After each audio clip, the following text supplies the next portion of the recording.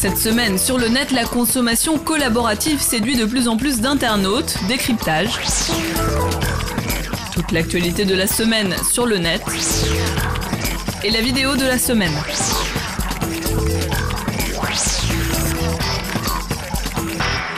Bonjour, Sofiane Marie-Ange.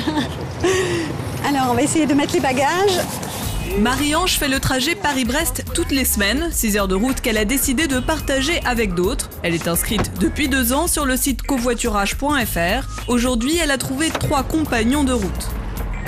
C'est-à-dire on se partage les frais d'essence et d'autoroute.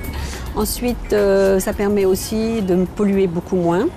4 personnes dans une voiture, voilà.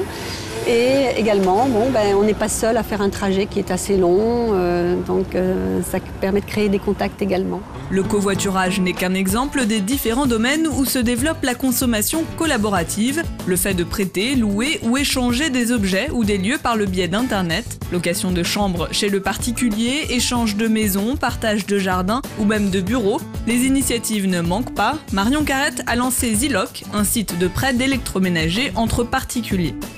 L'idée, elle est née assez simplement un dimanche où on avait un miroir à accrocher et pas de perceuse pour l'accrocher. Et donc on s'est dit c'est dommage, et on a forcément dans nos voisins des tas de gens qui ont une perceuse, on va pas oser aller les déranger un dimanche, mais ça serait sympa d'avoir une base de données comme ça d'objets qui sont près de chez nous, qu'on pourrait louer simplement à proximité. Je donne souvent cet exemple-là, mais une perceuse, elle a été créée pour fonctionner en général des milliers d'heures, et en moyenne elle est utilisée 12 minutes. Donc l'idée de répartir l'usage comme ça sur plusieurs personnes permet d'aller plus dans l'utilisation d'un produit et moins dans le gaspillage. Une formule qui attire. En effet, chaque particulier peut gagner un peu d'argent en louant les objets dont il ne se sert que de temps en temps. Marion fait d'ailleurs partie de cela. Spontanément, on ne pense pas à beaucoup d'objets, mais la valise, on l'utilise peut-être 1 semaine ou 2 semaines par an. C'est le genre de produits qui peuvent se louer. Un sac à dos, ce genre de choses. On a aussi beaucoup de matériel sportif, donc là avec des raquettes, une raquette spéciale pour enfants pour initier son enfant. Des sites de niche sont donc venus s'ajouter aux géants comme eBay ou Craigslist. Cette pratique communautaire, encouragée par la crise, serait d'ailleurs en passe de devenir un mouvement, selon les auteurs du livre « Ce qui est à moi est à toi ». Ro Rogers et Rachel Botsman ont défini le terme de consommation collaborative et lancé un site éponyme dédié à son analyse. La consommation collaborative est une nouvelle économie où les gens commencent à échanger et partager pour obtenir ce que d'habitude ils achèteraient. Je pense que si ça marche, c'est parce que c'est utile pour le consommateur. Cela permet de consommer, d'obtenir les bénéfices de ce que l'on veut sans avoir à l'acheter. C'est donc moins cher et moins contraignant car vous n'avez pas besoin de le stocker ou de l'entretenir.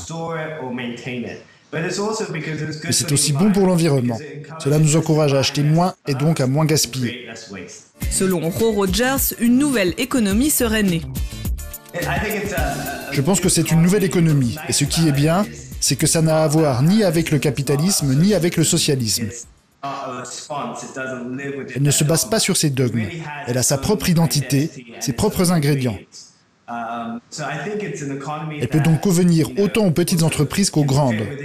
Donc je ne vois pas pourquoi il s'agirait d'une petite économie ou d'une économie parallèle.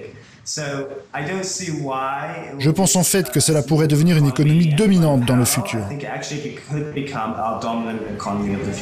Fini le temps de l'hyperconsommation donc, et preuve que tous les secteurs sont touchés.